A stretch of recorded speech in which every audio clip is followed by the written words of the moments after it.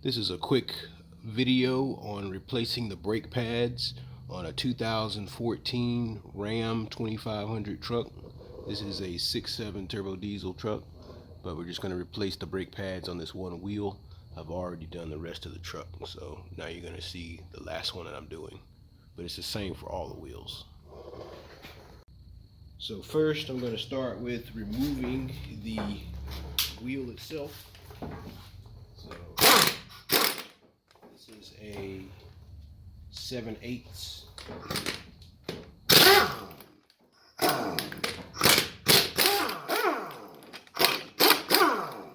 I've already loosened up some of these.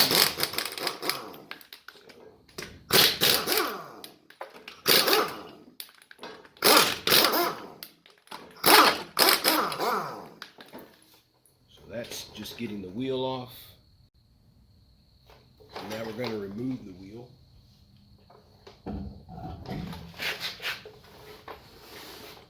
And these are 35s, 35-inch tires.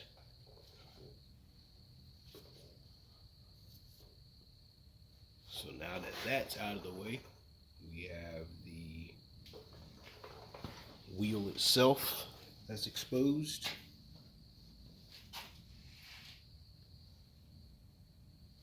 And when you're doing the rear wheel, make sure that you block your front tires, because if the rear axle is the only thing that's really holding the truck in place when it's in park. So you want to make sure the wheels are blocked in the front. So this is a basic brake job, really not much to it. First thing you got to do is take the bolts off the back that holds this caliper on. So to get these caliper bolts off, I just used a 1/2-inch wrench and loosened them up. I usually use a hammer to hit the wrench itself to move it around, because you can't get to these in the front with an air wrench. But yeah, it's just these two bolts here.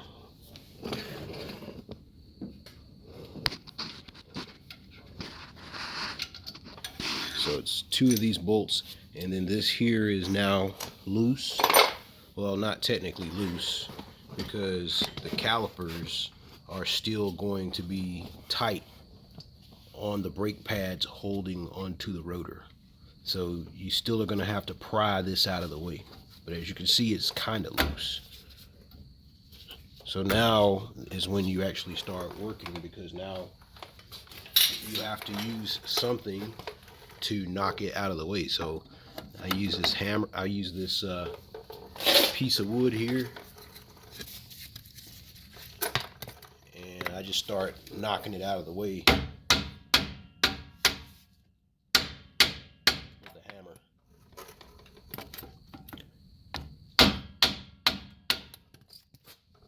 And let me see, go to the bottom.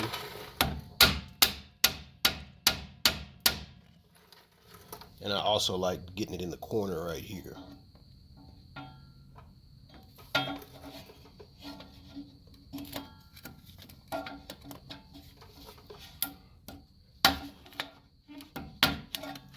By getting it in the corner, you're basically prying this whole thing off. It's a bit of a pain on this truck because it's very tight, but basically I try to hit it.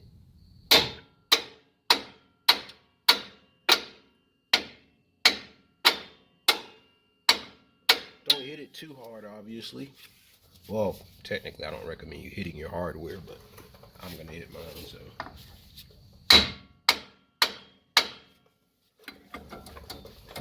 Gotta loosen it up.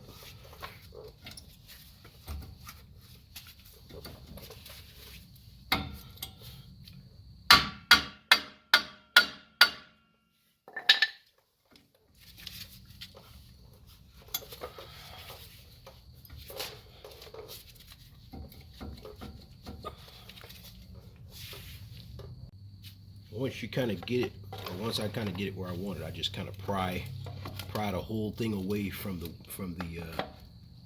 from the assembly here, the caliper holder assembly. So as you can see, it's almost off.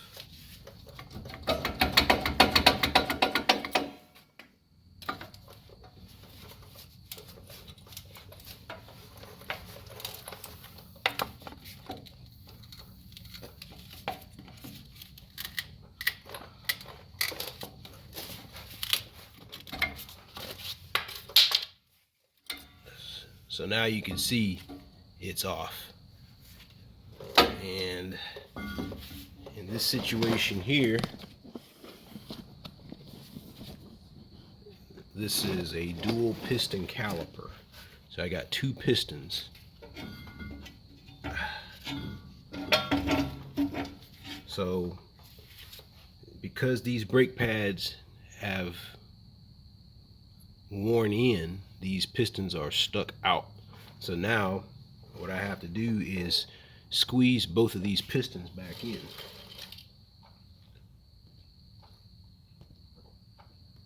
So to get these pistons back in, what I'm going to do is turn this caliper over, and on the back there's a bleed port. So I'm going to remove the dust cover off the bleed port and attach my air powered recovery tank to the bleed port. The idea is that once I open up this this bleeder valve, I can then use my recovery tank to suck anything coming in out, and while at the same time I'm going to compress on the caliper so that the caliper goes back in and there's no air going back in the system. So that kind of helps. So let me set up with a piece of wood again.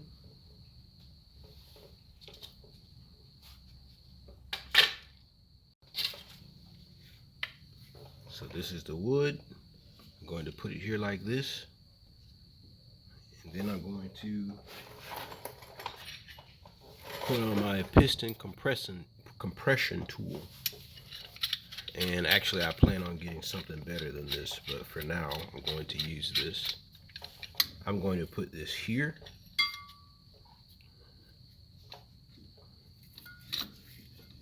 and then use this when I tie it up to push the caliper back in. That way new brake pads will fit in. Okay, so as I tighten this, it's going to push the pad, the caliper pistons back into the caliper. But unfortunately, the fluid doesn't like to go back to the reservoir up front underneath the hood.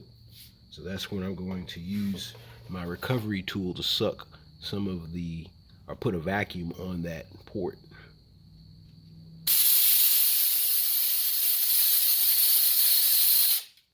So now that I have vacuum on the port,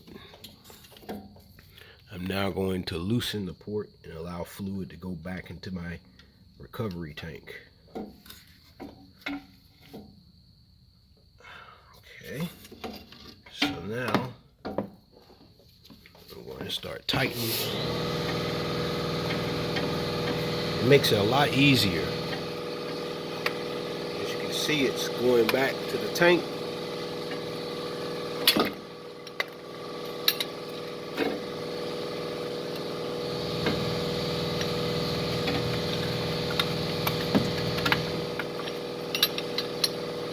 In some cases, because it's a dual caliper system, I mean a dual piston system, I'm going to have to redo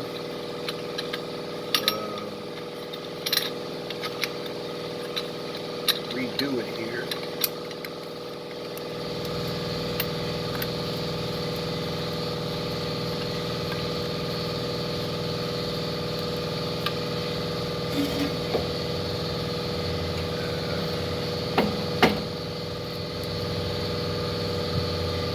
I'm going to open my bleeder valve.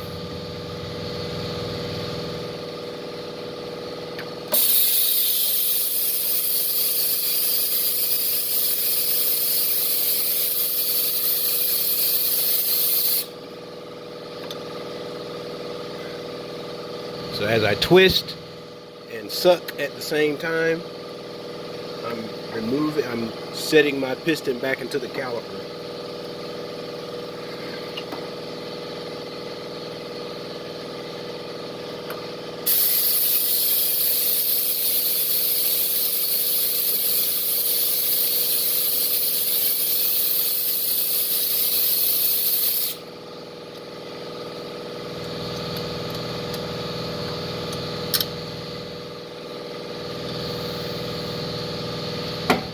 So as you can see, it's almost finished being pushed in.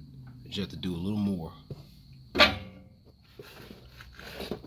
Also double check and make sure you haven't ran out of fluid in your reservoir up front. There shouldn't be much fluid being pulled out of the reservoir. We're really just pulling fluid out of the caliper so that we can move the pistons back for the new pads. But it's best to check anyway. So now we have completely reset the piston back into the caliper. If we noticed any leaks in this area, personally I would just replace the whole caliper, but there's no leaks here, so the caliper in my opinion is still good. We've recovered a bit of oil, brake fluid, so we'll make sure we replace this. Now we will take this tool off, let it drain down. The valve is closed. We're going to double check to make sure that we tightened it properly. The bleeder valve is tightened. And so now our caliper is ready to go. So the next thing is the actual pads themselves.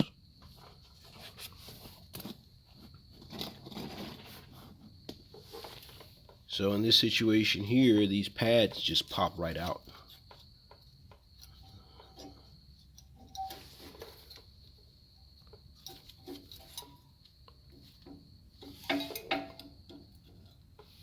And these clips, this particular clip goes right here. I think they're called the anti-rattle clips. They're kind of basically just shims. The brake kit, or the new brakes, come with them, so I will be replacing them. But basically they go in here and here at the bottom. Same thing for the rear. You just pull out the old shoe. This is the old shoe. As you can see, it's not too bad. The fronts were worse. To give you a comparison, this is a new shoe, this is an old shoe. So as you can see, if you put them side to side, let's say it's about it. Maybe, well, this particular set, maybe about 50% was left compared to the new shoe. But in the front, it was very low, so I'm doing all of them. But this is basically what a new shoe looks like. Now what I do is I take out my guide pins. I just pop them out. It's got like a little dust cover here. Just pop these out. There's two of them, one at the top, one at the bottom. And I wipe these off, clean them with brake cleaner, and then I lubricate them with grease, bearing grease, so that the caliper can move easily on the rotor as necessary. If these aren't cleaned, then it might just kind of stick to the rotor and cause bad fuel mileage. So it's best to go ahead and clean these up. Now that I have greased them, put fresh grease on them, I'm just going to pop them back in place. These are guide pins. They just basically keep the allows the caliper to float. So now they're in place, and now they freely move side to side. Now I can continue. So this is the new hardware, what the pads actually ride on. So you just snap these in place and then move forward.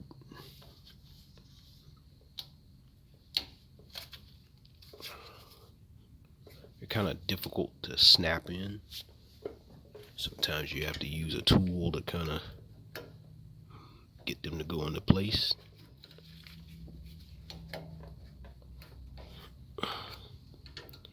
But they do go in place.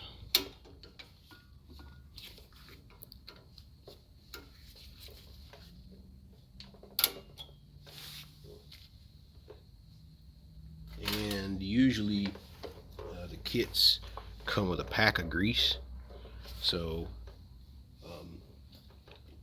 obviously you never put grease on the actual part that rubs on the rotor, but you're supposed to put grease on the back of the pad where the calipers touch, and also in the corners here where the actual pads will touch the caliper mounts. That way you don't have to worry about it squeaking or getting hung up. So I just put a little bit here in the corners.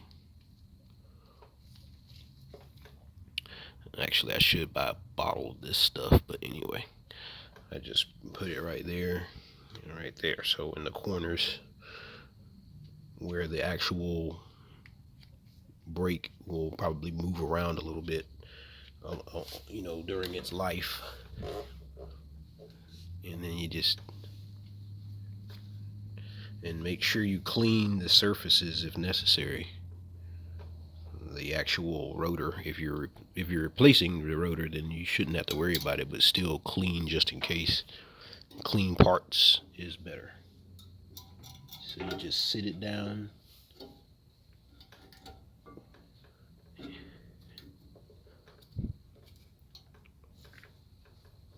and snap it in place, just like that. So that's the new pad sitting there, and then these are the clips that help push it away from the rotor when you take your foot off the brake. So just make sure you grease in those areas, and just don't let any grease get in between the actual pad and the rotor itself. Okay, so now that both pads are on, front and rear, you're just going to double check and look to make sure everything is lined up properly. And you know, basically once the caliper goes back in here in this bracket, all it's doing is basically squeezing the pads together. So just make sure there's nothing that fell down in here, any old hardware or trash or dirt or oil or grease. Just make sure it's clean as possible here. Now we're going to take our caliper and put it back on. So just remember to be careful with it, because it is hanging by the hose there. You don't want to damage the hose.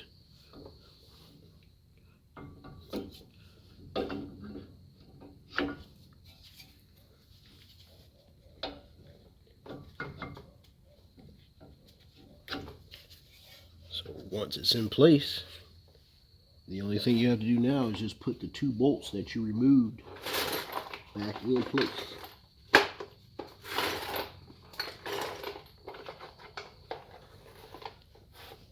So 1 bolt here.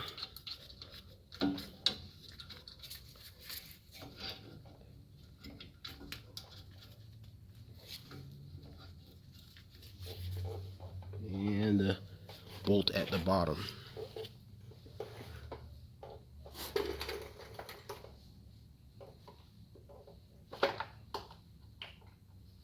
Yep, that's the last bolt. That's the only one. Also, make sure you put your dust cover back on your bleeder port. You don't want dirt to get in your bleeder port.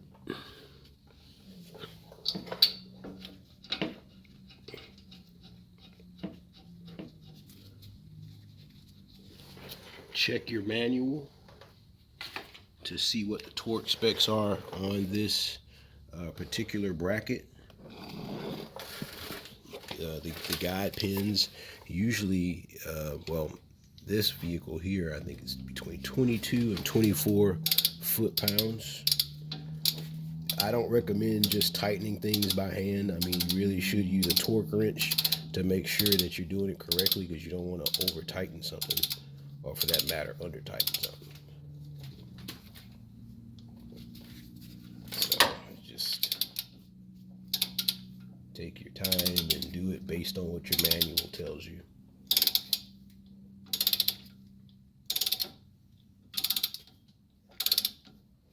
So in this situation, it's a click torque wrench. So once I get over a certain point, it's going to click. And we're ready to do the last one at the bottom.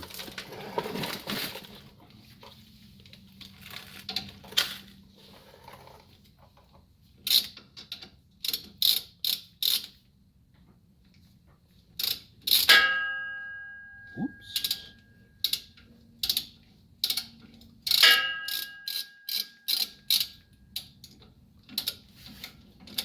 Hit my exhaust. So you just click. That means it's already tightened enough. So now you just want to double check, make sure that your caliper is still kind of able to slide on the brackets. Probably can't see the brackets. The brackets are right, the guide pins here. So that's good. So as you're moving around, it's not jammed in one place. Also, just kind of move your axle and your brake disc. Make sure that everything is loose. You don't want anything bound up.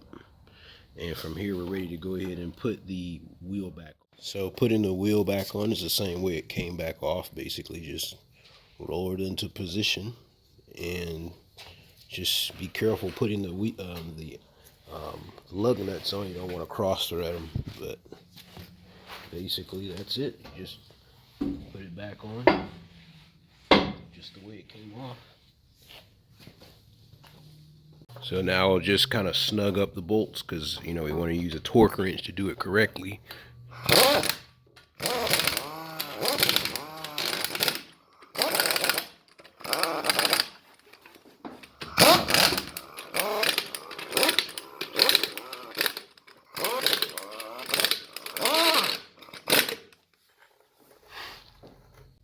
So for this vehicle, apparently, I think it's 140 foot-pounds. So I set my torque wrench to 140 foot-pounds, and I'll just start tightening. So, using leverage, because that's 140 foot-pounds, that's quite a bit. So it's pretty easy if you have a long torque wrench like this. Of course, when it pops, that means it's already good. So you go to the next one. Should go in a star pattern.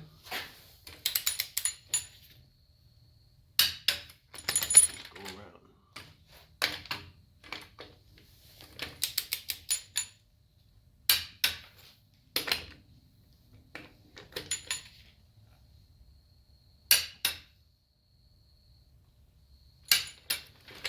I just keep going around until I don't get any non-resistance. So that's pretty much it. And of course, you should check it, a few miles down the road. You should go back and check it. And because I did lose a little bit of brake fluid, I'm going to go ahead and top it off with a little .3 brake fluid. And so that way I can make sure it's put back where it was before. So just double check that. But other than that, that's pretty much it. And that's it. Just pretty much, double check all your work and make sure you remove your wheel blocks and go for a test drive. That's it.